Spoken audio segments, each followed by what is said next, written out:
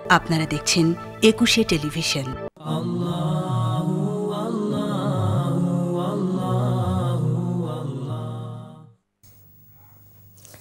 আসসালামু আলাইকুম ওয়া রাহমাতুল্লাহি ওয়া বারাকাতুহু। ইন্নাল হামদুলিল্লাহ ওয়াসসালাতু ওয়াসসালামু আলা রাসূলিল্লাহ বা'দ। ফাআউযু বিল্লাহি মিনাশ শাইতানির রাজীম। বিসমিল্লাহির রাহমানির রাহিম। ওয়ারাত্তিলিল কুরআনা তারতিলা। সাদাকাল্লাহুল আযীম। সুপ্রিয় দর্শক, যে যেখান থেকে দেখছেন আপনাদের প্রিয় চ্যানেল একুশে টেলিভিশন, আপনাদের সকলকে স্বাগত জানাই, মোবারকবাদ জানাই। আমি মাওলানা ফখরুল আশিকি। শুরু করছি আপনাদের প্রিয় অনুষ্ঠান, সরাসরি প্রশ্ন উত্তরমূলক অনুষ্ঠান, ইসলামী জিজ্ঞাসা অনুষ্ঠান। আলহামদুলিল্লাহ সুপ্রিয় দর্শক, আজ এই অনুষ্ঠানে আমরা যে বিষয়ে আলোচনা করতে চাই, পৃথিবীর শ্রেষ্ঠতম বিষয়। আজ আমরা মুসলমান, যে গ্রন্থের উশিলায় আমরা ইসলাম ধর্মের প্রতি আকৃষ্ট হয়ে ইসলাম ধর্ম গ্রহণ করেছি, আমরা যে কোরআনের পথে ছিলাম বা যে কোরআনের পথে আছি এবং কোরআনের পথে থাকব, যার ফলে এই তেলাওয়াতের কি গুরুত্ব, সে বিষয়ে আজ আলোচনা করতে চাই। আজকের বিষয় কোরআন তেলাওয়াতের গুরুত্ব। এই সম্পর্কে আলোচনা করতে এবং আপনাদের বিভিন্ন প্রশ্নের সমাধান দেওয়ার জন্য ইতিমধ্যেই আমাদের একুশের স্টুডিওতে আমন্ত্রণ জানিয়েছি প্রখ্যাত ও স্বনামধন্য আলেমে দ্বীন। তিনি হচ্ছেন মুফতি মহিউদ্দিন কাসিম, পেশ ইমাম ও ভারপ্রাপ্ত খতিব, বাইতুল মুকাররম জাতীয় মসজিদ, ঢাকা। আসসালামু আলাইকুম ওয়া রাহমাতুল্লাহি ওয়া বারাকাতুহু। প্রিয় দর্শক, কোরআন তেলাওয়াতের গুরুত্ব এই বিষয় অথবা এই বিষয়ের বাইরে যে কোনো বিষয় যদি আপনি জানতে চান, যদি জানার থাকে, তাহলে স্ক্রিনে দেওয়া এই নাম্বারে ফোন করুন। 81892591139338 818991 থেকে 19 পর্যন্ত। আসুন কথা বলে আজকের সম্মানীয় মেহমানের সাথে। মোহতারাম, ভালো আছেন? আলহামদুলিল্লাহ, আল্লাহ শুকরিয়া আদায় করছি। আপনি কিন্তু সর্বোচ্চ একটি মারকাজে রয়েছেন এবং সর্বোচ্চ একটি দায়িত্ব রয়েছেন বাংলাদেশে, সেটা হচ্ছে বাইতুল মুকাররম জাতীয় মসজিদ। দীর্ঘদিন ধরে সেখানে খতিব, ইমাম, মেম্বরে দাঁড়িয়ে, মেম্বরে বসে মানুষকে আপনি অনেক কথা শোনাচ্ছেন। কিন্তু পৃথিবীর শ্রেষ্ঠতম একটা বিষয় কিন্তু কোরআন। আল্লাহ রাসূল সাল্লাল্লাহু আলাইহি ওয়াসাল্লামের উপর নাজিল করা হয়েছে আমাদের হেদায়েতের জন্য, আমাদের মুক্তির জন্য। কিন্তু সে কোরআন তেলাওয়াত থেকে কিন্তু আমরা অনেক দূরে সরে গেছি, অনেক দূরে সরে গেছি। মনে হচ্ছে যে এই বিষয়টি আসলে সেলফে রাখার জন্য অথবা এটা কোনো কাপড় বন্দি করে রাখার জন্য। আজকে এটা নিয়ে আপনি বিস্তারিত কথা বলবেন। শুরুতেই পবিত্র কোরআন বলতে কি বুঝি বা কোরআন মানে কি, যদি আপনি একটু বলতেন। আলহামদুলিল্লাহি ওয়ালিজ্জি ওয়াসসালাতু লিওয়ালিজ্জিহা আম্মা বা'দ ফাআউযু বিল্লাহি মিনাশ শাইতানির রাজীম। বিসমিল্লাহির রাহমানির রাহিম। ইন্না নাহনু নাযালনা যিকরা ওয়া ইন্না লাহু লাহাফিজুন। وقال تعالى في آية أخرى وإذا تليت عليهم آياته زادتهم إيمانا وعلى ربهم يتوكلون। অত্যন্ত গুরুত্বপূর্ণ একটি বিষয় আজকে আলোচনার জন্য নির্ধারণ করেছেন, এজন্য আপনাকে আন্তরিক মোবারকবাদ। এবং বিষয়টি হলো কোরআনে কারীমের তেলাওয়াত, কোরআনে কারীম তেলাওয়াতের গুরুত্ব, তাৎপর্য এবং ফজিলত। এবং তার শুরুতে আপনি যে কথাটি বলেছেন, কোরআন বলতে আমরা কি বুঝি। দেখুন, আসলে কোরআনের ফজিলত নিয়ে আলোচনা হবে। শুরুতে কোরআন শব্দ, যদি আমরা শব্দের দিকেই যদি আমরা তাকাই, ব্যাখ্যা শাব্দিক বিশ্লেষণ যদি আমরা করি, কর্নুন শব্দের অর্থ আমরা জানি আরবিতে মিলানো। আচ্ছা। তো কোরআন, এই কোরআন হলো বান্দাকে আল্লাহ পাকের সাথে মিলিয়ে দিবে। যেই গ্রন্থ, যেই মহাগ্রন্থ, যেই সর্বশ্রেষ্ঠ গ্রন্থ, সেই গ্রন্থের নামই আল কোরআন। সুবহানাল্লাহ। তো এই মহাগ্রন্থ আল কোরআন, যার কাজ হলো বান্দাকে সরল পথ, সঠিক পথ, হিদায়াতের পথ প্রদর্শন করবে। এবং কোরআনে কারীমের মাঝে রব্বুল আলামিন ইরশাদ করেছেন, এটা মুমিন বান্দার জন্য শিফা, রহমত। অনেক একাধিক জায়গায় রব্বুল আলামিন বলেছেন। রব্বুল আলামিন যত গ্রন্থ, আসমানি গ্রন্থগুলো অবতীর্ণ করেছেন, শুধুই মাত্র কোরআনে কারীম এক শ্রেষ্ঠ কিতাব, এক ব্যতিক্রম কিতাব, যে কিতাব সম্পর্কে রব্বুল আলামিন বলেছেন, ইন্না নাহনু নাযালনা যিকরা ওয়া ইন্না লাহু লাহাফিজুন। এই কোরআনে কারীম আমি অবতীর্ণ করেছি এবং এই কোরআনে কারীমকে রক্ষণাবেক্ষণ করার দায়িত্ব আমি আল্লাহ নিজে নিয়ে নিয়েছি। তিনি হেফাজত করবেন, এটা নিয়ে কোনো চক্রান্ত কিন্তু আল্লাহ সহ্য করবেন না। অবশ্যই না। দেখুন, পূর্বের যত আসমানি গ্রন্থগুলো আছে, আসমানি কিতাবগুলো আছে 104 খানা, কোন কিতাব এভাবে সংরক্ষণের দায়িত্ব আল্লাহ পাক নেননি। শুধুমাত্র কোরআনে কারীমের একটি জবর একটি জের পরিবর্তন করার কোনো সুযোগ নেই। রব্বুল আলামিন অসংখ্য হাজার হাজার নয় লক্ষ লক্ষ হাফেজে কোরআনের মাধ্যমে এই কোরআনকে রব্বুল আলামিন এমন ভাবে সংরক্ষণ করেছেন যেটা বলার অপেক্ষা রাখে না। সুবহানাল্লাহ। শুধু কাগজে কলমেই যে কোরআনের রক্ষণাবেক্ষণ বিষয়টি এমন নয়, বরং গোটা বিশ্বে নারী পুরুষ ছোট বড় সর্বশ্রেণীর মানুষের অন্তর এই কোরআন রব্বুল আলামিন দিয়েছেন। দেখুন এই যে মানে কোরআনের শুরুতে কিন্তু তিনি সার্টিফিকেট দিয়ে শুরু করেছেন, আলিফ লাম মিম যালিকাল কিতাব লা রাইবা ফি। তিনি সার্টিফিকেট করেছেন যে এটা এমন একটা কিতাব যার মধ্যে কোনো সন্দেহ নেই, 1% এক বিন্দু এক ফোঁটাও সন্দেহ নেই। আবার বলেছেন হুদাল লিল মুত্তাকিন। এখন দেখুন তিনি সার্টিফিকেট করেছেন, অতএব এই কোরআনের তো রক্ষণাবেক্ষণ তিনিই করবেন, তিনিই করবেন। আল্লাহু আকবার। তো এই কোরআনে কারীম আমাদেরকে সর্বোচ্চ গুরুত্বের সাথে এই কোরআনে কারীম তিলাওয়াত করতে হবে। নিশ্চয়ই কোরআনে কারীম শুধু এমন একটি গ্রন্থ নয় যে আমি ঘরে সুন্দরভাবে একেবারেই সেলফের মাঝে রেখে দিলাম। আসলে দুঃখের সাথেই বলতে হয়, সুরক্ষার সাথে নয়, অনেকে তো কোরআনে কারীম বাসায় রেখে দেয়। অনেক সময় যখন বলা হয় কোরআনে কারীম কারো কাছে তলব করা হয়, চাওয়া হয়, কোরআনে কারীমের মাঝে নোংরা ধুলা, কারণ কখনো খুলে পড়ার সুযোগ হয় না। অত্যন্ত পরিতাপের বিষয়, দুঃখের বিষয়। অথচ হাদিস শরীফের মাঝে এসেছে রাসূল করিম সাল্লাল্লাহু তাআলা আলাইহি ওয়াসাল্লাম বলেছেন, ইকরাউল কুরআন ফাইন্নাহু ইয়াতি ইয়াউমাল কিয়ামাতি শাফিআন লিআসহাবি। মুসলিম শরীফের হাদিসের মাঝে এসেছে, এই কোরআন তোমরা পড়তে থাকো, কারণ এই কোরআন ময়দানে কিয়ামতে সাহেবে কোরআনের জন্য সুপারিশকারী হিসেবে আল্লাহ পাকের কাছে উপস্থিত হবে। মানে কোরআন কি মানে আপনার সুপারিশ করবে, সেই অধিকার রাখে। আল্লাহু আকবার।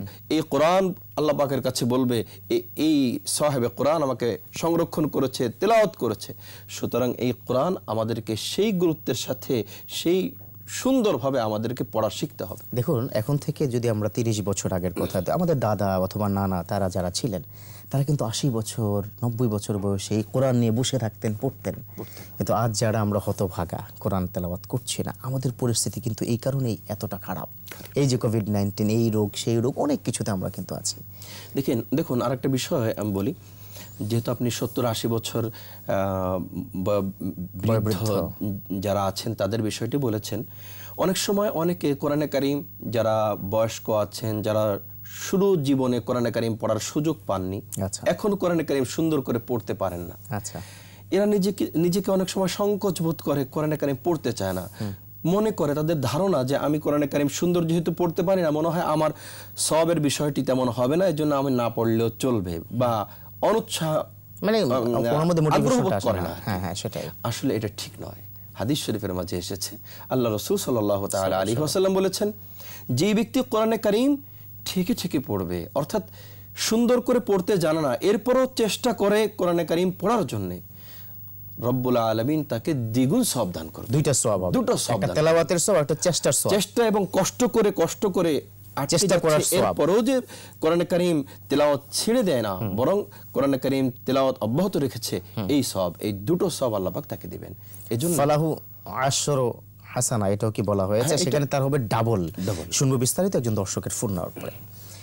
হ্যাঁ প্রিয় দর্শক, আসসালামু আলাইকুম ওয়া রাহমাতুল্লাহ। আসসালামু আলাইকুম। ওয়া আলাইকুম সালাম। আপনি কোরআন তেলাওয়াত নিয়ে কথা বলতেছেন, তাও কি আমি অন্য একটা কোশ্চেন করতে পারি? হ্যাঁ, যে কোনো প্রশ্ন আপনি করতে পারেন বোন। হুজুর, আমি আমার ছেলের ডাক নাম রাখছি আরিয়ান। আচ্ছা।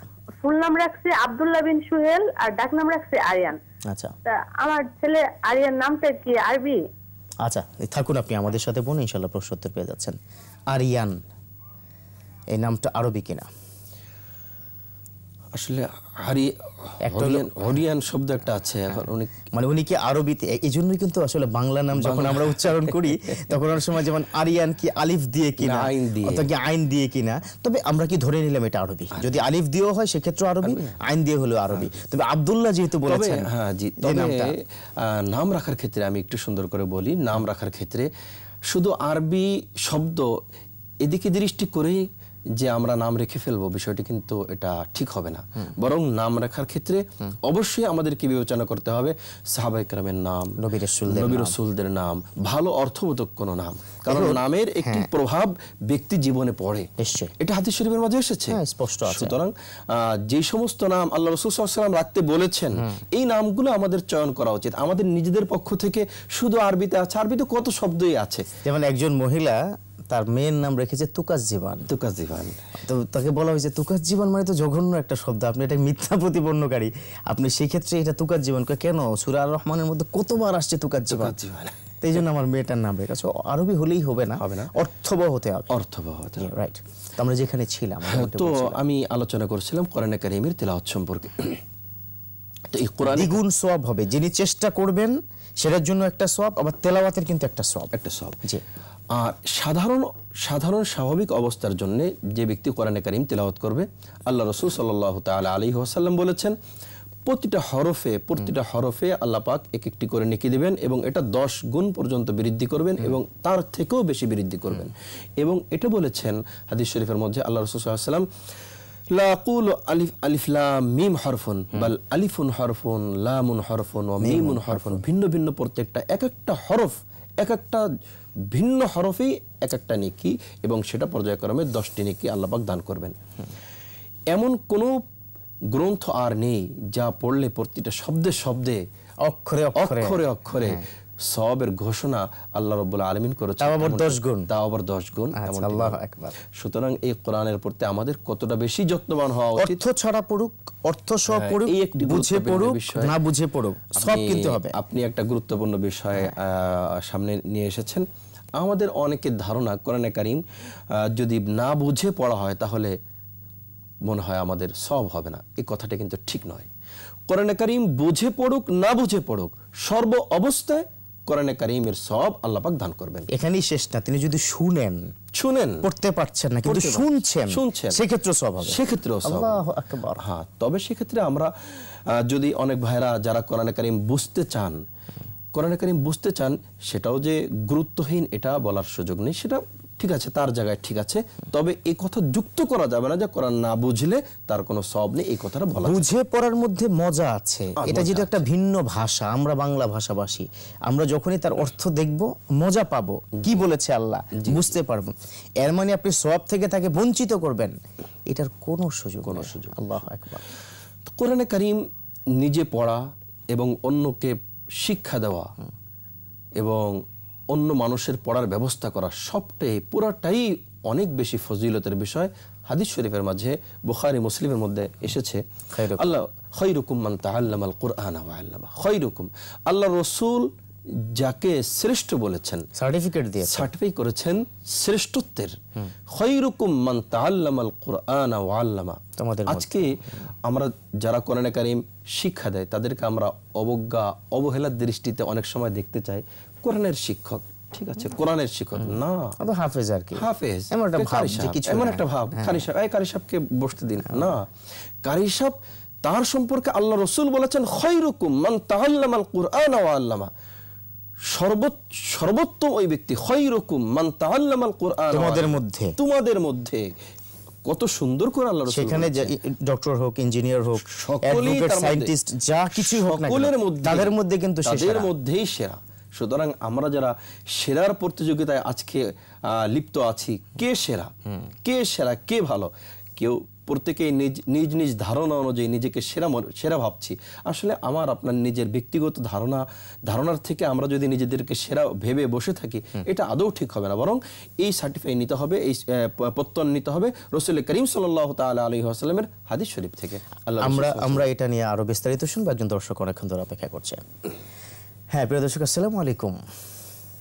আসসালামু আলাইকুম। ওয়ালাইকুম সালাম ওয়া রাহমাতুল্লাহ।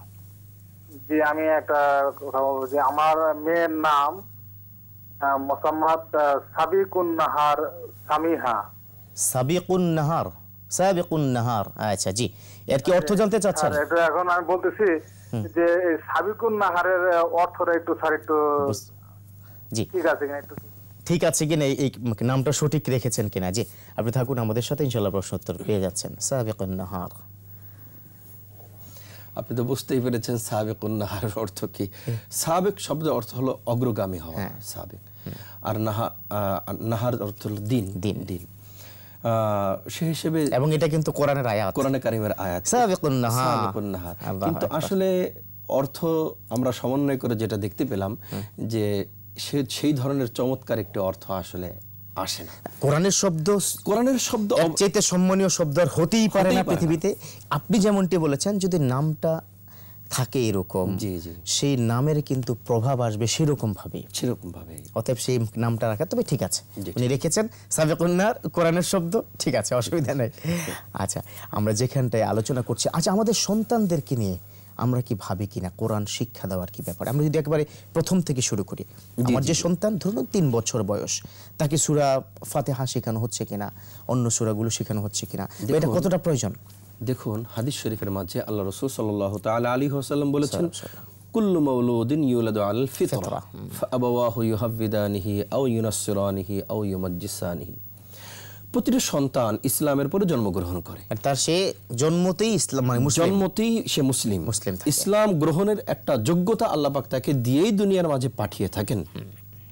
পরক্ষণে যথাযথ পরিবেশ না পাওয়ার কারণে ওই সন্তান ইহুদি হয়, নাসারা হয়, খ্রিস্টান হয়, এটা আল্লাহ রাসূল বলেছেন এনভায়রনমেন্ট অনুযায়ী। জি জি, সে যার যার ঘরে সে জন্মগ্রহণ করে সেটাই সে হয়ে যায়, সেটাই সে হয়ে যায়। আর তাছাড়া পিতামাতা তাকে যথাযথ পরিবেশে না দেওয়ার কারণেও সে সেই খারাপ পরিবেশের দিকে ডাইভার্ট হয়, এটা এসেছে। সুতরাং প্রতিটা পিতামাতার দায়িত্ব হলো নিজ সন্তানকে প্রথম শুরু থেকেই কোরআনে কারীমের শিক্ষা দেওয়া এবং সেটা চিনিয়ে দেওয়া, আল্লাহকে চেনানো, আল্লাহ রাসূলকে শোনাবো বিস্তারিত একজন দর্শকের ফোন নাম্বার ইনশাআল্লাহ। হ্যাঁ, প্রিয় দর্শক, আসসালামু আলাইকুম ওয়া রাহমাতুল্লাহ। ওয়ালাইকুম আসসালাম। আমার একটা প্রশ্ন ছিল, আমি খুলনা থেকে জানাচ্ছিলাম। আচ্ছা, জি বলুন।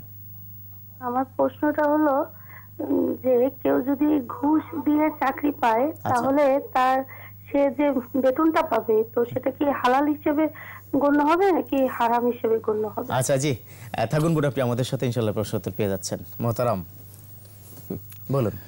আসলে ঘুষ দেওয়া এটা কোনো অবস্থায় ঠিক না। ঘুষ এটা যিনি নেবেন, যিনি দিবেন সমান অপরাধী, যিনি সাক্ষী দিবেন তিনি অপরাধী। এটা ঘুষের প্রবণতা এটা একেবারেই বন্ধ করা উচিত। তবে তিনি যদি চাকরি নিয়েছেন, এটা বলছি, তবে এই ঘুষের কারণে চাকরির উপার্জন এটার সাথে যুক্ত হবে না। না, তিনি ঘুষ দিয়ে যদি চাকরি নেন, মানে ঘুষ তো দেওয়া ঠিক হবে না, নিশ্চয়ই না, ঘুষ এটা হারাম। কিন্তু ঘুষ যদি দিয়ে ফেলেন, মানে চাকরির উপার্জন, চাকরি তো সে নিজে উপার্জন করছে, কষ্ট করছে, সেই কষ্টের বিনিময়ে তো সে মানে বেতন, কিন্তু তার ইন্টারেস্টটাই তো হচ্ছে হারাম দিয়ে, তাহলে কি সেটা হারাম হবে? না, এটা হারাম বলা এটা। তবে একটা বিষয় কি, অনেক সময় যে যোগ্যতা আছে, জি জি, ফর এক্সাম্পল একজন স্টুডেন্ট, তার যোগ্যতা আছে, বাট সেখানে আরেকজন অযোগ্য স্টুডেন্টকে বা একটা ছেলেকে সেখানে ঢুকাবে, যার ফলেই হয়তো সে এখানে একটা ঘুষ দিয়েছে। সেটা একটা ভিন্ন বিষয় যে ঘুষ কেন দেওয়া হয় এবং ঘুষের এবং সেটা প্রেক্ষাপটটা কিন্তু লাগবে, সে কি ইচ্ছাকৃতভাবে কি দিচ্ছে নাকি ওখান থেকে প্রেসার দিয়ে তার কাছ থেকে নেওয়া হয়েছে, নিরুপায় হয়ে দিচ্ছে, এরকম যদি হয় তাহলে হয়তো জায়েজ হবে। ধন্যবাদ। আমি একটা ছোট্ট বিরতির পর আবার আমরা আলোচনায় ফিরব। হ্যাঁ, প্রিয় দর্শক, আলোচনা চলছে পবিত্র কোরআন তেলাওয়াতের গুরুত্ব এবং ফজিলত নিয়ে। আমরা নিচে ছোট্ট বিরতি, থাকুন আমাদের সাথেই।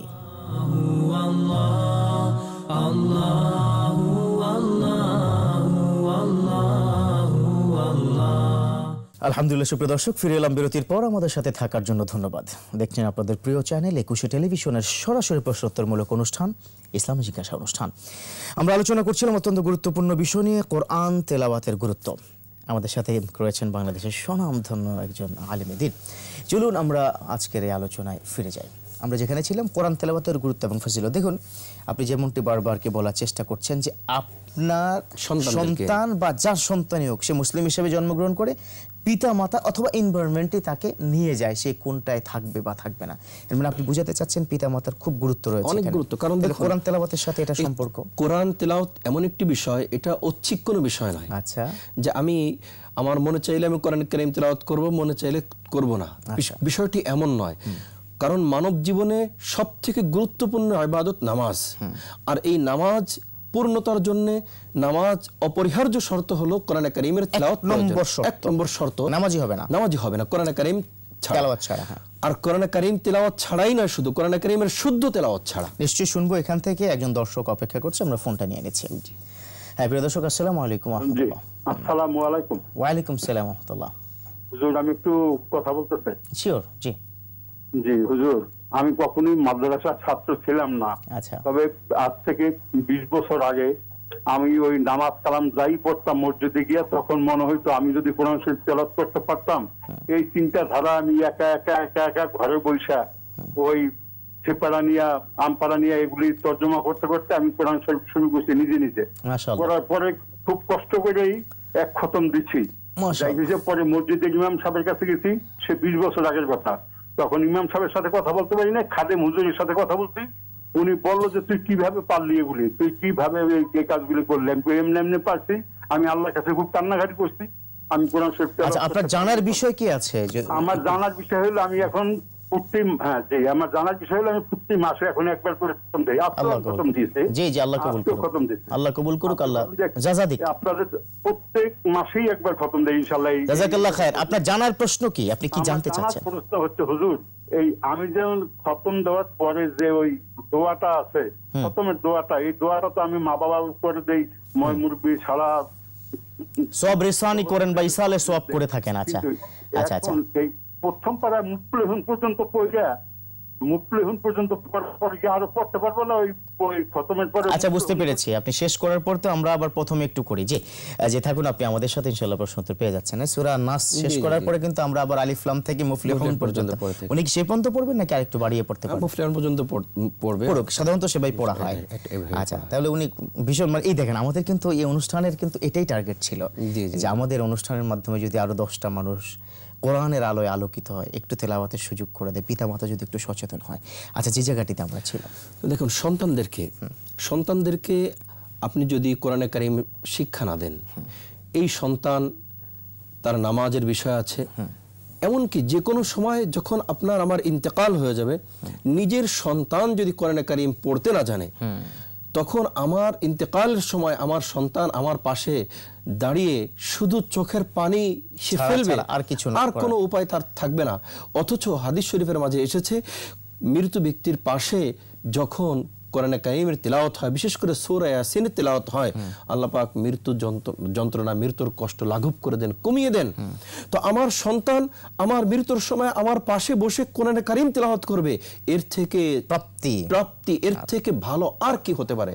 সুতরাং আমার সন্তানকে সেভাবেই গড়ে তুলতে হবে যে সে আমার ইন্তেকালের সময় এবং আমার ইন্তেকালের পরবর্তী সময় আমার কবরের পাশে দাঁড়িয়ে সে কোরআনে কারীম পড়বে, সে বলবে রব্বিরহামহুমা কামা রাব্বায়ানি সগীরা। এবং যে আয়াতখানা পড়লেন এটা হচ্ছে কোরআনের আয়াত, মাশাআল্লাহ, এবং আল্লাহ পাক শিখিয়েছেন। শুনবো একজন দর্শকের ফোন নেওয়ার পরে। হ্যাঁ প্রিয় দর্শক, আসসালামু আলাইকুম। আসসালামু আলাইকুম। ওয়া আলাইকুম আসসালাম ওয়া রাহমাতুল্লাহ। জি জি ভাই, আমি জানতে চাচ্ছিলাম, দুটো প্রশ্ন করব। আচ্ছা আচ্ছা। একটা হচ্ছে হলো, আমরা দেখতে পাচ্ছি যে অনেক মুসলিম ভাই আমরা একে অপরকে অশুদ্ধ উচ্চারণে সালাম দিচ্ছি। আচ্ছা, এখন সেই ক্ষেত্রে আমি কিভাবে সালামের জবাবটা দেব? আচ্ছা, বুঝতে পেরেছি। যদি কেউ যদি অশুদ্ধ উচ্চারণ করে সালাম দেয়, তার উত্তরটা আপনি কিভাবে দিবেন, এটাই জানতে চাচ্ছেন? জি, এটা চাচ্ছি। আচ্ছা আচ্ছা। আর দ্বিতীয় একটা প্রশ্ন ছিল, হ্যাঁ, আমরা অনেক সময় ফজরের নামাজে ওয়াক্ত হওয়ার পরে দেখা যাচ্ছে আমরা নামাজ পড়তেছি বাসায়, কোনো কারণে দেখা যাচ্ছে ওই মুহূর্তে মসজিদে আজান হচ্ছে। এই সময় আমি কি করব? নামাজের সময়ে তো আজান এবং নামাজের আপনি আজান চলছে, আপনি তখন কি নামাজ পড়ছেন, এরকম কিছু? মানে নামাজ বন্ধ করে দেবে কিনা? আচ্ছা, থাকুন আপনি আমাদের সাথে, ইনশাআল্লাহ প্রশ্ন উত্তর পেয়ে যাচ্ছেন। আসলে ভাই সুন্দর দুটো প্রশ্ন করেছেন। একটা হলো, কেউ যদি অশুদ্ধ সালাম দেয়, জবাবটা কি হবে? জবাবটা শুদ্ধভাবে দিতে হবে। আচ্ছা, কেউ অন্যায় করেছে আর মানে আপনি অন্যায় করবেন তা তো না। সে সালাম অশুদ্ধভাবে দিয়েছে, এজন্য আমি উত্তরটা অশুদ্ধভাবে দিব, এটা তো হতে পারে না। বাকি এটা করতে হবে যে আমাদের সকলের সালাম যাতে শুদ্ধভাবে আমরা দিতে পারি, সে বিষয়টা আমাদেরকে যত্নবান হতে হবে। যদি সুযোগ থাকে তার, তাহলে তিনি যেন তাকে পরবর্তীতে এককভাবে জি, যে আপনি সালামটা যেন সুন্দর করে দেন। কারণ আপনি যদি দেখেন এখনকার সময় এটা না বললেই না, আপনি তো জাতীয় মসজিদে আছেন, জি, জি। আপনার ওখানে তো সব অনেক বড় মানুষরা যান কি নামাজ পড়েন। এখন কিন্তু সালাম ছোট হতে হতে মানে যে যত স্টাইল করে সালাম আসসালামু আলাইকুম। সাউকুম মানে সাউকুম দেয়, এখন আর আসসালামু আলাইকুম তো নাই। বরং এবং এটা সালামে- যে যত স্টাইল করে কি দিতে পারবে, যত অশুদ্ধ করে কি দিতে পারবে, সে তত বিলেনিয়া, তত অ্যারিস্টোক্রেটিক, সে তত মানে উন্নত ফ্যামিলির মানুষ। দেখুন, সালামের সুন্নাত তরিকা হলো শুদ্ধ করে সুন্দর করে সালাম দেওয়া, এটাই সালামের সুন্নাত তরিকা। আসসালামু আলাইকুম ওয়া রাহমাতুল্লাহি ওয়া বারাকাতুহু, সুন্দর করে, মানে কোন রকম অস্পষ্টতা, জড়তা সালামের মাঝে রাখা যাবে না। কারণ সালাম মানে হচ্ছে শান্তি বিনিময় করা, আল্লাহর কাছে আপনার জন্য শান্তি কামনা করা, শান্তি কামনা, বিষয়টা এরকম না? জি জি। আমি যদি এখানে শব্দকে বিকৃত করি, তখন সালামের যে অর্থ কামনা মানে ছিল সেটা কিন্তু পাওয়া যাবে না, উল্টোটা হওয়ার সম্ভাবনা বরং বেশি। আসসালাম অর্থ মৃত্যু। হ্যাঁ, সামকুম মানে হচ্ছে মৃত্যু। তখন- তাহলে মানে সামাকুম যদি বলা হয় যে আপনার মৃত্যু হোক বা মৃত্যু কামনা করা। এক কথায় আমাদেরকে সালাম পরিষ্কারভাবে, সুন্দরভাবে, যেভাবে হাদিস শরীফের মাঝে এসেছে সেইভাবে আমাদেরকে সালাম দিতে হবে। আচ্ছা, উনি কি নামাজ পড়ছেন ফরজ অথবা সুন্নত, ওই মুহূর্তে আজান দিচ্ছেন ফজরের, কি করবেন? এই আর একটা বিষয় উনি প্রশ্ন করেছেন। এটা শুধু ফজরের ক্ষেত্রে নয়, শুধু ফজরের ক্ষেত্রেই নয়, যে কোনো সময়ের ক্ষেত্রে ওয়াক্ত যখন শুরু হয়ে যাবে তখন নামাজ পড়া যাবে, কোনো সমস্যা নেই। আজান হলেও, আজান হোক না হোক এটা ভিন্ন বিষয়, কিন্তু এটা অবশ্যই লক্ষ্য রাখতে হবে আমরা জামাতের সাথে যাতে করে নামাজটা পড়তে পারি। ইনশাআল্লাহ ইনশাআল্লাহ, এবং সেক্ষেত্রে 27 গুণ সওয়াব হবে। আমরা আরেকটা ফোন নিয়ে তারপর মৌলিক আলোচনা। জি জি। আসসালামু আলাইকুম ওয়া রাহমাতুল্লাহ। হ্যালো, আসসালামু আলাইকুম। ওয়া আলাইকুম সালাম ওয়া রাহমাতুল্লাহ। আমার নাম জাহিরুল ইসলাম, আমি রংপুর থেকে বলছিলাম। আচ্ছা, আমার দুই মেয়ে, বড় মেয়ের নাম হচ্ছে মিফতাহুল জান্নাত জিতি, আচ্ছা, আর ছোট মেয়ের নাম হচ্ছে মিমতাসিন জান্নাত তিথি। তিথি তিথি তিথি জিতি আর তিথি, জিতি আর তিথি। একটু কাইন্ডলি যদি নাম দিতে একটু অর্থ জানান। আচ্ছা, জি জি। আপনি আরেকটা, আমি আপনাকে প্রশ্ন করছি, আপনি কোন নামে ডাকেন, জিতি এবং তিথি? বড়টার নাম হচ্ছে মিফতাহুল জান্নাত জিতি। আপনি আপনার নেক নেম, অর্থাৎ আপনি যে নামে তাকে ডাকেন, ছোটটার নাম ছোট করে ডাকেন। জিতি এবং তিথি। আচ্ছা, বুঝতে পেরেছি। যে আপনি থাকুন আমাদের সাথে, ইনশাআল্লাহ প্রশ্ন ওকে, পেয়ে যাচ্ছেন। অনেকে কিন্তু আরবি নামটা ঠিকই রাখে, বাট সেটা কিন্তু বলে না ঘরে, উনিও তাই করেছেন। আচ্ছা, নাম কি ঠিক আছে? মিফতাহুল জান্নাহ, মিফতাহুল জান্নাত, ঠিক আছে, মিফতাহুল জান্নাত, জান্নাতের আসসালাতু মিফতাহুল জান্নাহ, এটা কিন্তু হাদিসের কথা, সুন্দর একটা জান্নাতের চাবি। কিন্তু পরের অংশে যে উনি যেটা রেখেছেন এটার অর্থ উনি কি বুঝে রেখেছেন সেটা উনি বুঝে বলতে গেলে বাঙালি নাম আর কি, মিথি জিথি এই টাইপের, তবে আরবি নামে ডাকাটাই উচিত নাকি? কারণ ওটা একটা ইম্প্যাক্ট আছে। আমরা যেখানে আলোচনা করছিলাম সন্তানদেরকে কোরআনে কারীম শিক্ষা দেওয়া। জি, একটা সন্তান যখন কোরআনে কারীম শিখবে, একটা সন্তান যখন কোরআন বুঝবে, তখন এই সন্তান কখনো পথহারা হবে না। এই সন্তান পরবর্তী জীবনে সে ডাক্তার হতে পারে, ইঞ্জিনিয়ার হতে পারে, সে ব্যবসায়ী হতে পারে। আচ্ছা, কোরআনের বরকতে কোরআন তাকে সঠিক পথ প্রদর্শন করবে, এটা রব্বুল আলামিনের ওয়াদা। কোরআন আলিফ লাম মিম যালিকাল কিতাব লা রাইবা ফি হুদাল লিল মুত্তাকিন, রব্বুল আলামিন বলে দিয়েছেন। সুতরাং এই মহাগ্রন্থ আল কোরআনের শিক্ষা যখন কোনো পিতামাতা তার সন্তানকে দিবে, এই কোরআনের বরকতে এই সন্তান পরক্ষণে পরবর্তী জীবনে সে যে পেশায় যাক কোনো সমস্যা নেই, কোরআনকে ভুলবে না, কোরআনকে ভুলবে না, কোরআনের আদর্শকে ভুলবে না, এবং কোরআনের চাহিদা, সেই কোরআনের চাহিদা নিজের জীবনে এবং অন্যের জীবনে বাস্তবায়ন করার সে চেষ্টা করবে। এটাই কোরআনের বরকত। আপনি যেমনটি বলছিলেন যে একজন, সবাই তো আমরা চিরস্থায়ী না, তাই না? জি জি, আমরা সবাই চলে যাব। আর রাসূলের হাদিস কিন্তু স্পষ্ট, ইদা মাতাল ইনসান ইনকাতা আনহু আমালুহু ইল্লা মিন থালাস ওয়ালাদুন সালিহিন ইয়াদউ লাহু। জি জি, যে মানুষ যখন মারা যায় তার সমস্ত কিছু কেটে দেওয়া হয়, কিন্তু তিনটা জিনিস থাকে, তার মধ্যে কিন্তু ওয়ালাদুন সালিহুন আছে, নেককার সন্তান। এই যে কোরআন শিক্ষা দিলেই কিন্তু নেককার হবে। আজকে দেখুন, আমি শুনবো বিস্তারিত একজন দর্শকের ফোন নেওয়ার পরে। আসসালামু আলাইকুম ওয়া রাহমাতুল্লাহ। আসসালামু আলাইকুম। ওয়া আলাইকুম আসসালাম ওয়া রাহমাতুল্লাহ। জি হুজুর, আমার একটা প্রশ্ন ছিল। জি জি, আমার আম্মা যে নামটা রাখছে, নামটাতে আমি খুশি না। আচ্ছা, যে কারণে নামটা তো অনেক আগে তো তারা কোনো হিসাব কিতাব করে রাখতো না, ইসলামের হাদিস কোরআন লিখে রাখতো না। আচ্ছা, আচ্ছা। নাম কি পরিবর্তন করা যাবে কিনা আকিকার মাধ্যমে? কি নাম আপনার? নামটা কি যদি আমরা একটু আমার শুনতে নাম চাই? মোহাম্মদ ওয়াসিম। মোহাম্মদ ওয়াসিম। আল্লাহ, জি, চমৎকার। জি, থাকুন আপনি আমাদের সাথে, ইনশাআল্লাহ প্রশ্ন উত্তর পেয়ে যাচ্ছেন। আল্লাহ রসুল সাল্লাল্লাহু তাআলা আলাইহি ওয়াসাল্লামের কাছে কেউ ভিন্ন কোনো নাম, অর্থাৎ যে নামটি অর্থবোধক নয়, সুন্দর নয়, অসুন্দর কোনো নাম, এমন কেউ আসলে আল্লাহ রসুল সাল্লাল্লাহু আলাইহি ওয়াসাল্লাম নামকে পরিবর্তন করতে বলতেন এবং পরিবর্তন করে দিতেন, নিজে বলতেন এই নামটি রাখো। সুতরাং নাম যদি পরক্ষণে কেউ পরিবর্তন করে, এটা অবশ্যই ইসলাম সম্মত এবং রাসূল সাল্লাল্লাহু আলাইহি ওয়াসাল্লামের আদর্শ অনুযায়ী হবে। এটা সেক্ষেত্রে তো আকিকা দেওয়ার প্রয়োজন নাই। না, এটা আকিকার সাথে তো কোনো সম্পর্ক নেই। কেউ আবার এরকম দিয়েছে। কিন্তু মুহতারাম, ওয়াসিম নামটা তো সুন্দর, এটা ওনার বিষয়, কিন্তু মানে উনি চাচ্ছেন তো আরেকটু সুন্দর একটা নাম রাখার জন্য। আচ্ছা, আমরা যেখানে ছিলাম, যেমনটি বলছিলেন আপনি, আমি যেটা বলছিলাম যে আসলে নেককার সন্তান হওয়ার জন্য কোরআনের সংস্পর্শে তাকে থাকতে হবে।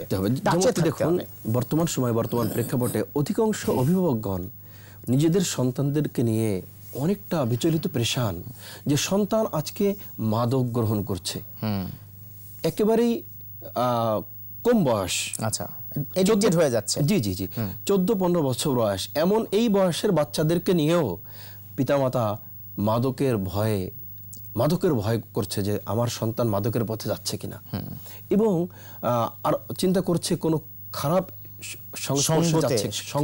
সঙ্গে যাচ্ছে, এবং এটা থেকে বাঁচানোর জন্য পিতামাতা অনেক চেষ্টা করছে। কিন্তু দুঃখের বিষয়, এই চিন্তা যদি পিতামাতা আরো আগের থেকে করে, শুরুতে ফাউন্ডেশনে করে, তখন কিন্তু এই চিন্তাটা করতে হয় না। কারণ যেই সন্তানের কোরআনের শিক্ষা আছে, যে কোরআন বুকে ধারণ করবে, সে কিন্তু মাদকের পথে যাবে না, প্রশ্নে ওঠে না। সে মাদকের একজন হাফিজকে এরকম কি দেখানো যাবে না যে এডিক্টেড হয়ে আছে? এটা হচ্ছে কোরআনের। আমরা সংসদের একটি আলোচনায় শুনেছিলাম যে আহলে কোরআন নিয়ে যারা গবেষণা করছে, পড়াশোনা করছে, একজন এমপি মহোদয় সংসদে দাঁড়িয়ে বলছিলেন যে তিনি বলেছিলেন যে আমি দৃঢ়তার সাথে বলতে পারি এমন কেউ এই মাদক গ্রহণ করে না। সুতরাং সাধারণ মানুষেরও চিন্তা চেতনা এমনই, এবং বাস্তবতাটাও এমনই, এবং সেটাই হচ্ছে এই জন্য তো আল্লাহ পাক বলছে ওয়াইন্না লাহু লাহাফিজুন, তিনিই কি এটা সংরক্ষণ করবেন যেভাবে পারেন। শুনবো বিস্তারিত একজন দর্শকের ফোন নট পড়ে। হ্যাঁ, আসসালামু আলাইকুম ওয়া রাহমাতুল্লাহি ওয়া বারাকাতুহু। দর্শক শুনতে পাচ্ছেন? হ্যালো, জি আমি থেকে বলছিলাম। জি বলুন। আমার প্রশ্নটা হলো, অনেক সময় যে বলে যে একটা কোনো ঘরে থাকলে কোনো বিপদ আপদ আসলে একটার পর একটা, যে ঘরে আছি বলে, এই ফ্ল্যাটে আছি বলে আমার এরকম বিপদ আপদ, এরকম বলে অনেকেই। এটার কি আসলে কোনো বাস্তবতা আছে কিনা? আচ্ছা জি, আচ্ছা বুঝতে পেরেছি, আপনি থাকুন আমাদের সাথে, ইনশাআল্লাহ প্রশ্ন উত্তর পেয়ে যাচ্ছেন। না, আসলে বিষয়টি এমন কোনো বিষয় নেই। ভালো মন্দ, ক্ষতি খারাপ, সেটার সাথে ফ্ল্যাটের কোনো সম্পর্ক নেই। আল্লাহ পাক যাকে, কিন্তু এটা যদি মানে, এটা কি ঠিক হবে? না, এটা তো গুনাহ, নিশ্চয়ই বড় ধরনের গুনাহ হবে। কুসংস্কার মুক্ত জীবন আমাদেরকে গড়তে হবে। আমি এখন রওনা করেছি দুপুরবেলায়, এই দুপুরবেলায় রওনা করার কারণে আমার বিপদ এসেছে, এই ঘরে আসার কারণে আমার সন্তানের সমস্যা হয়েছে, এই টাইপের যে সমস্ত চিন্তা চেতনা, এটা আসলে ঠিক না। এমনিতে যদি ওনার মন না চায় যে আমি ফ্ল্যাটে থাকবো না, ভাল লাগছে না, সেটা তো আপনি মানে বছরে কি 5 বার চেঞ্জ করুন না, অসুবিধা কোথায়? এটা ধারণা যাতে করে কোনোভাবে কি না আসে, এখানে আছি বলে বিপদ আসছে। তবে সেক্ষেত্রে আরেকটা কাজ হয়তো করা যায়, যে কোরআন তেলাওয়াত বাড়িয়ে দেওয়া যায়, সেই ঘরে সবাই মিলে আমরা কোরআন তেলাওয়াত করি। অনেক চমৎকার বলেছেন। কারণ এই ক্ষেত্রে রাসূল করিম সাল্লাল্লাহু তাআলা আলাইহি ওয়াসাল্লামের একটি হাদিস শরীফ আমরা সাথে যুক্ত করলে আরো সুন্দর হবে। শুনবো বিস্তারিত এই হাদিসখানা, খুবই প্রয়োজনীয় হাদিস। তবে একটা ছোট্ট বিরতির পর। হ্যাঁ প্রিয় দর্শক, আলোচনা চলছে পৃথিবীর শ্রেষ্ঠ বিষয়, তা হচ্ছে কোরআন তেলাওয়াতের গুরুত্ব এবং ফজিলত। বাকি অংশটুকু থাকছে বিরতির পর, থাকুন আমাদের সাথেই।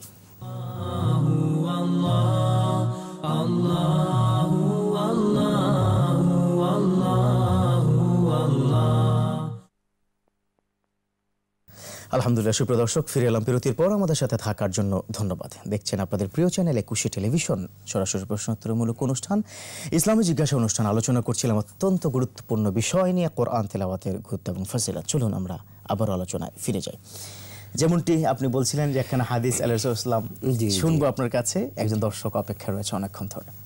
হ্যাঁ প্রিয় দর্শক, আসসালামু আলাইকুম ওয়া রাহমাতুল্লাহ। আসসালামু আলাইকুম। ওয়া আলাইকুম আসসালাম ওয়া রাহমাতুল্লাহ। জি, আমার নাম মোহাম্মদ আমিনুল ইসলাম, আমি ময়মনসিংহ বালুকা থেকে বলছিলাম। আচ্ছা আচ্ছা আচ্ছা, জি বলুন। ময়মনসিংহ থেকে? জি জি। আমার প্রশ্ন হচ্ছে, আমি মনে করেন হাইটা যাচ্ছি, তো আমি আমাকে সালাম দেয় নাই, কিন্তু আমার পাশে অন্য আরেকজন লোক ওনাকে সালাম দিছে, তো এই ক্ষেত্রে কি আমি সালামটা নিব না? আচ্ছা আচ্ছা, বুঝতে পেরেছি ঠাকুর, আপনি আমাদের সাথে ইনশাআল্লাহ প্রশ্ন উত্তর পেয়ে যাচ্ছেন। এরকমটা কিন্তু হয়। জি, কিন্তু সালামের অর্থটা কি? না, অবশ্যই সালাম যখন দেওয়া হয়, যত শ্রোতায় যেই মানে শ্রবণ করবে সকলে উত্তর দিবে, সমস্যা নেই। প্রশ্নটাই তো মানে এইভাবে কি দেওয়াই তো হচ্ছে আসসালামু আলাইকুম। কুম শব্দের অর্থ তোমাদের উপর, নির্দিষ্ট করে তো আর কাউকে বলা হয় না যে আমার শব্দের অর্থ হলো প্লুরাল, মানে তোমাদের, সকলের উপরে। জি জি। আচ্ছা আচ্ছা, এর মানে তিনি যে কেউ যেভাবেই যেখান থেকে দেখে জি দিতে পারে। কিন্তু অনেক সময় কিন্তু এরকম হয় যে 5 জন লোক দাঁড়িয়ে আছে, এর মধ্যে আসসালামু আলাইকুম গিয়ে একজনের সাথে হ্যান্ডশেক করলো, আর বাকি 4 জন হয়তো ওনার অ্যাটেনশন নাই, কিন্তু 4 জন কিন্তু উত্তর দিবেন ওয়াজিব হিসাবে। অবশ্যই, তাই না? অবশ্যই। আচ্ছা, মাশাআল্লাহ। যে আমরা যেখানে আলোচনায় ছিলাম যে তো আপনি বলেছিলেন যে এই ঘরের মধ্যে কোরআনে কারিমের তিলাওয়াত যদি হতো তখন জিনিসটা আরো সুন্দর হতো। আচ্ছা, এই প্রসঙ্গে আমি দুখানা হাদিস শরীফ পাঠ করব। নিশ্চয়। আল্লাহ রাসূল সাল্লাল্লাহু তাআলা আলাইহি ওয়াসাল্লাম বলেছেন, ইন্নাল্লাযী লাইসা ফি জাওফিহি শাইউম মিনাল কুরআন কাল বাইতিল খারিব। আল্লাহ। এবং অন্য একটি হাদিস শরীফের মধ্যে এটার একটু অর্থটা একটু বলে দেন। যেই অন্তর কোরআন শূন্য হবে ওই অন্তরটা উজাড় ঘরের ন্যায়। মানে উজাড় ঘর মানে সেই ঘরে কিচ্ছু নেই, ফাঁকা, কোন ভূমি যেটাকে বলে। এক কথায় সেই ঘরে সোফা নেই, খাট নেই, পালং নেই, খাবার কিচ্ছু নেই। কি অর্থ? যেখানে শয়তান বসবাস করে। তো সুতরাং আমার অন্তর যদি এমন কোরআন শূন্য হয়, কোরআন যখন শূন্য হবে তখন শয়তান অটোমেটিক এসে যাবে, কুমন্ত্রণা দিবে এবং খারাপ পথে আমাকে ধাবিত করবে। আরেকখানা হাদিস শরীফ আল্লাহ রাসূল সাল্লাল্লাহু আলাইহি ওয়াসাল্লাম বলেছেন, মাজতামা কওমুন ফি বাইতিম মিন বুয়ুতিল্লাহ ইয়াতলুনা কিতাবাল্লাহ ওয়া ইয়াতাদারাসুনাহু বাইনাহুম ইল্লা নাযালাত আলাইহিমুস সাকিনা ওয়া গাশিয়াতহুমুর রাহমা ওয়া হাফফাতহুমুল মালায়েকা ওয়া যাকারাহুমুল্লাহু ফি মান ইনদা। মাশাআল্লাহ। আল্লাহ রাসূল সাল্লাল্লাহু তাআলা আলাইহি ওয়াসাল্লাম এই হাদিস শরীফের মাঝে বলেছেন, যখন কোনো ঘরে কোরআনে কারীমের তিলাওয়াতের জন্য কেউ একত্রিত হয়, ওই ঘরের মধ্যে আল্লাহ পাক, ওই ঘরের উপরে আল্লাহ পাক বিশেষ রহমত সাকিনা নাজিল করেন। এবং শুধু তাই নয়, এই ঘরটি বেষ্টন করে রাখে ফেরেশতাগণ, এবং রব্বুল আলামিনের কাছে যে সমস্ত ফেরেশতাগণ থাকেন তাদের কাছে এই যারা তেলাওয়াত করবেন তার জন্য দোয়া করছেন, তাদের সম্পর্কে আলোচনা করা হয়। তো সুতরাং আমার আপনার ঘরে যখন কোরআনে কারীমের তিলাওয়াত হয়, এটা মনে না করা যে এটা একেবারে কোনো একটা মানে হালকা বিষয়, তুচ্ছ ছোট বিষয়, বরং এটা অনেক বড় বিষয়। আমার ঘরে যখন কোরআনে কারীমের তিলাওয়াত হবে, এই ঘরের সম্পর্ক তখন আরশে আজিমের সাথে হয়ে যাবে। রব্বুল আলামিন আমাদের সম্পর্কে আলোচনা করবেন। সুতরাং আমাদেরকে এই কোরআনকে কোনোভাবেই ভুলে গেলে চলবে না, এবং সেটা আমাদের কল্যাণেই কিন্তু আমরা পড়তে হবে। আরেকখানা আয়াত আপনি বলতে চাচ্ছেন, সেটা শুনবো, একজন দর্শক অপেক্ষা রয়েছে। জি, আসসালামু আলাইকুম ওয়া রাহমাতুল্লাহ। আসসালামু আলাইকুম ওয়া রাহমাতুল্লাহ। ওয়া আলাইকুম সালাম ওয়া রাহমাতুল্লাহ। আমি আরিফুল ছিলাম, ঢাকা থেকে। জি, বলুন। আমার দুইটা প্রশ্ন ছিল। ফার্স্ট ওয়ান হলো যে কোরআন শরীফ যখন আমরা পড়ি, দেখা হলো যে আমরা আসলে অনেকদিন পরে পড়া হয়, সময়ের অভাবের কারণে, যদিও আসলে কোনো অজুহাত দেখানো ঠিক না। তো কোরআন শরীফ যখন পড়ি, আরবি পড়ার পাশাপাশি দেখা হলো কোথাও যদি আমার কাছে একটু সন্দেহ লাগছে, সেক্ষেত্রে আমি যদি বাংলা মিনিংটা দেখে সেটাকে সহিভাবে পড়ার চেষ্টা করি, সেটা কতটুকু যুক্তিযুক্ত? মানে বাংলা শুধু অর্থই পড়বেন, কিন্তু উচ্চারণ দেখে আপনি আরবিটা পড়তে যাচ্ছেন। আচ্ছা, জি, থাকুন আপনি আমাদের সাথে, ইনশাআল্লাহ প্রশ্ন উত্তর পেয়ে যাচ্ছেন। কোরআনকে কোনো অবস্থাতেই বাংলা উচ্চারণে পড়াটা ঠিক না। তিনি যদি আটকে গেলেও, কারণ বাংলা উচ্চারণ দেখে বাংলা উচ্চারণে কোরআনের যথাযথ আদায়টা হয় না, বরং সেক্ষেত্রে আরো ভুল হওয়ার সম্ভাবনা। যেমন কুল হুয়াল্লাহু আহাদ, বাংলায় কি লেখা আছে কয় রস্যু ল, জি, কুল শব্দ হয়ে যাবে তখন, তাই না? এরকম অনেক কিছু আছে। আসর আইন দিয়ে হবে, আমরা করে যার অর্থ ছিল হলো তুমি পড়ো, তার অর্থ হয়ে যাবে তুমি খাও, কারণ কুল অর্থ হলো খাওয়া, তুমি খাও। এইজন্য কোনো অবস্থাতেই, আমি যদি আটকে যাই, অবশ্যই আমাকে যে কোরআন সম্পর্কে পারদর্শী, আমি তার সহযোগিতা নিই। তার মানে হচ্ছে এটাই আপনি বোঝাতে চাচ্ছেন যে পাশে যারা আছে হাফেজে কোরআন, তাদেরকে নিয়ে আমরা তো অনেক ফাসআলু আহলা যিকরি ইন কুনতুম লা তা'লামুন। রব্বুল আলামিন তো বলেই দিয়েছেন, তুমি যখন না পারো, যে পারে তার কাছে তুমি জিজ্ঞাসা করে নাও, কোনো সমস্যা, এর লজ্জার কোনো বিষয় নেই। অনেক সময় কোরআন কারীম শেখার ক্ষেত্রে অনেকটা সংকোচ করে যে আমি কিভাবে অন্যের কাছে জিজ্ঞাসা করলে আমি ছোট হয়ে যাব, এই বয়সে আমি ছোট হয়ে যাব। না, বরং এটা ছোট হওয়া না, বরং এটা বড় হওয়া। কোরআনের ছাত্র অবস্থায় যখন সে দুনিয়া থেকে চলে যাবে, আল্লাহ পাক থেকে শাহাদাতের মর্যাদা দান করে দিবেন। সুতরাং এই বৃদ্ধ বয়সে আমি কোরআনের ছাত্র হয়ে আমি দুনিয়ার থেকে যেতে চাই, এমন প্রতিজ্ঞাবদ্ধ হব আমরা সকলেই।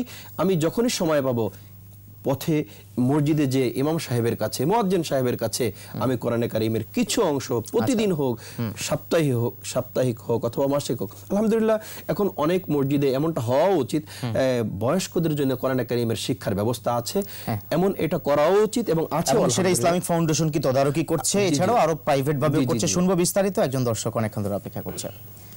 আসসালামু আলাইকুম ওয়া রাহমাতুল্লাহ।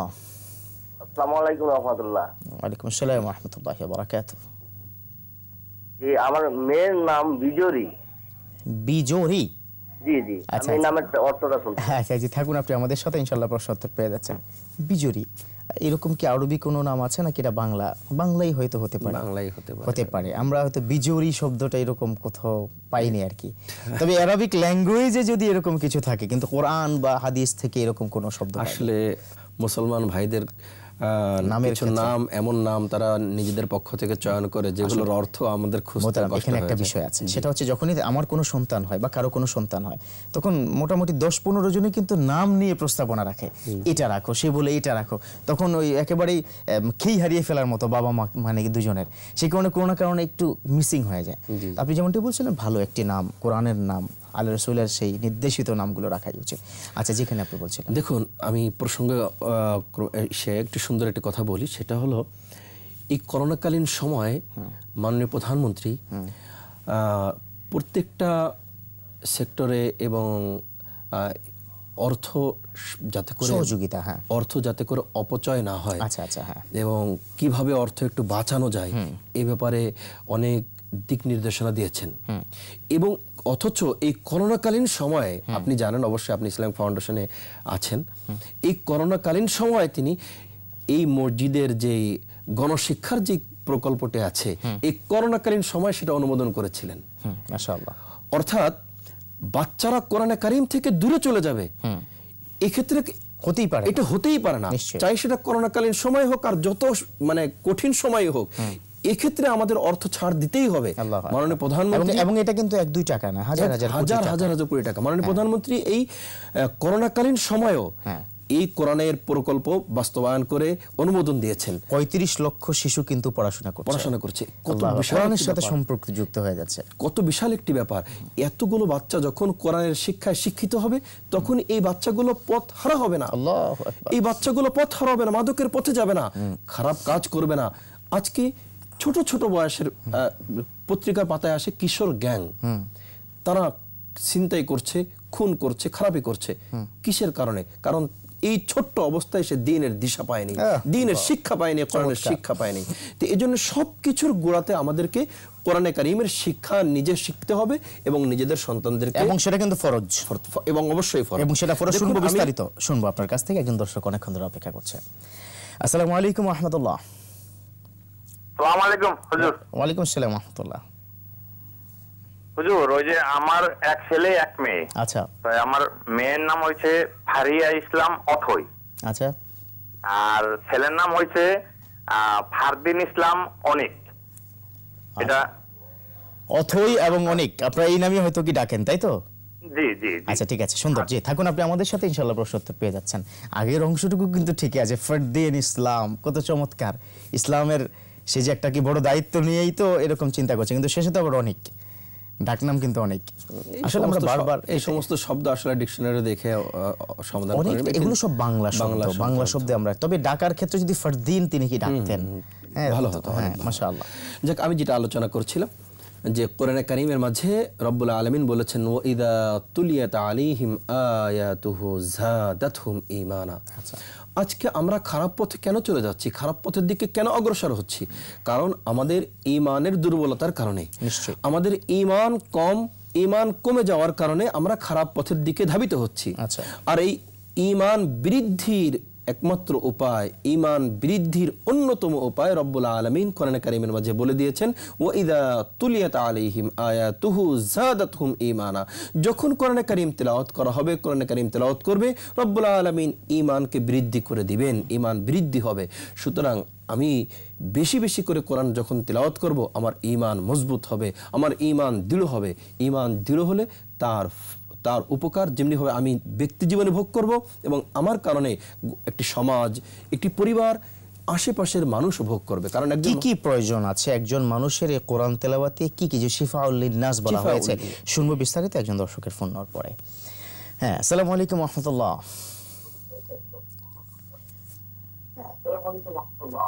ওয়ালাইকুম আসসালাম ওয়া রাহমাতুল্লাহ। জি হ্যাঁ দর্শক, আপনার টেলিভিশনের ভলিউমটি একটু কমিয়ে প্রশ্ন করুন।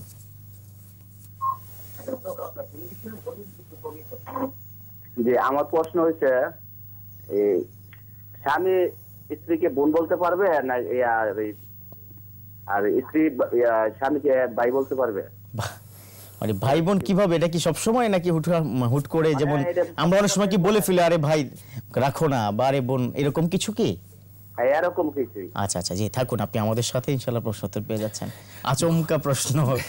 আচ্ছা, ঘটনাক্রমে কখনো যদি এমনটা হয়ে যায় সেটা ভিন্ন বিষয়, কিন্তু আমরা আমাদের কিন্তু একটা মানে এটাকে কি বলা যায়, ন্যাচারাল ল্যাঙ্গুয়েজ, সেটা হচ্ছে আরে ভাই থাকো, জি জি, আরে ভাই রাখো না, এরকম কিছু একটা আমরা কি বলি, আরে ভাই শুনো শুনো। তো আরে ভাই যদি এটা হয় যে মুদ্রাগত কোনো একটা শব্দ, তাহলে কি জায়েজ হবে? তাই কি? এটা সমস্যা, এটা সমস্যা। কিন্তু যদি ন্যাচারাল সব সময় যদি স্ত্রীকে বোন বলা হয়, এটা এটা এটা না জায়েজ, এটা হবে। জি আচ্ছা, যেখানে আমরা ছিল, তো আমি বলছিলাম হাদিস শরীফের মাঝে আল্লাহ রাসূল সাল্লাল্লাহু তাআলা আলাইহি ওয়াসাল্লাম বলেছেন, এই কোরআন মানুষকে কিভাবে কি কি উপকারে দিবে।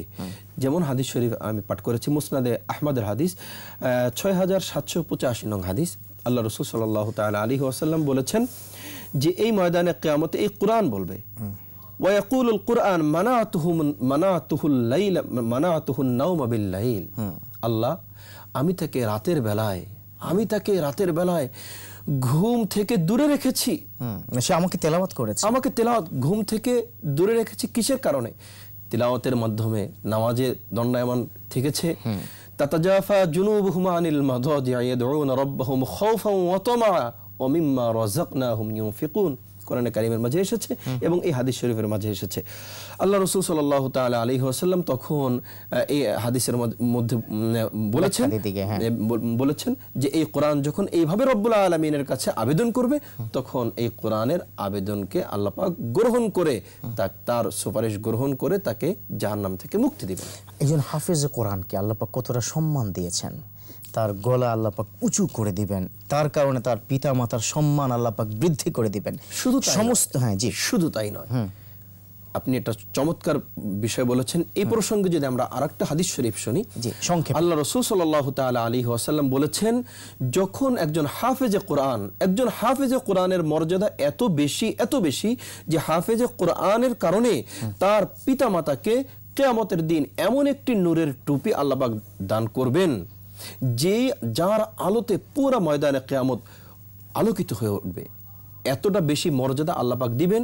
শুধু তাই নয়, এক হাদিস শরীফের মাঝে এসেছে, আল্লাহ রাসূল সাল্লাল্লাহু তাআলা আলাইহি ওয়াসাল্লাম বলেছেন, একজন হাফেজে কোরআন এমন 10 জন, কমপক্ষে এমন 10 শাফাআত করে আল্লাহর কাছে সুপারিশ করতে পারবে যাদের জন্য জাহান্নাম ওয়াজিব হয়ে গেছে। এর চাইতে বড় সম্মান আর হতেই পারে না, যার কারণে হচ্ছে পবিত্র কোরআনের কারণেই তার সম্মান আল্লাহ পাক বৃদ্ধি করে দিয়েছেন। এবং কেন আল্লাহ পাক, আল্লাহ রাসূল তো নিজে সার্টিফিকেট করেছেন, খায়রুকুম মান তাআল্লামাল কোরআন, তোমাদের মধ্যে সর্বোত্তম ব্যক্তি সেই যে কোরআন শিক্ষা করাবে এবং কোরআন পড়বো, নিজেদের সন্তানদেরকে কোরআন শিক্ষা দিব, হাফেজে কোরআন বানাবো। ধন্যবাদ আপনাকে, অসংখ্য ধন্যবাদ। হ্যাঁ প্রিয় দর্শক, সত্যি তাই, যেমনটি এতক্ষণ ধরে মোহতারামকে বলেছেন, তিনি বাইতুল মোকাররম জাতীয় মসজিদে রয়েছেন এবং তিনি কিন্তু এই কোরআনের কথা বারবার বলেছেন। আর আমরা এই কারণে তাকে এনেছি, কারণ এই মসজিদ থেকেই কোরআনের বাণী সারা বিশ্বময় ছড়িয়ে যাক, তেমনটি আমরা প্রত্যাশা করি। আপনার সন্তান যদি ভালো থাকতে চায়, শেষ পর্যন্ত কোরআনের কোনো বিকল্প নেই। আপনার সন্তান যদি কালচার হিসাবে অন্যকে শ্রদ্ধা করতে চায়, কোরআনের কোনো বিকল্প নেই। এমনকি আপনার সন্তান আপনি যখন রেখে যাবেন, আপনি কবরে চলে যাবেন, এই সন্তান কিন্তু কোরআন তেলাওয়াত করে করে আপনার জন্য দোয়া করবেন, তার কারণেও কিন্তু কোরআনের কোনো বিকল্প নেই। আসুন কোরআন পড়ি, কোরআন শিখি এবং সন্তানদেরকে শিখাই। আল্লাহ পাক আমাদের কোরআনী সমাজ দান করুক, সেই প্রত্যাশায়। আসসালামু আলাইকুম ওয়া রাহমাতুল্লাহি ওয়া বারাকাতুহু।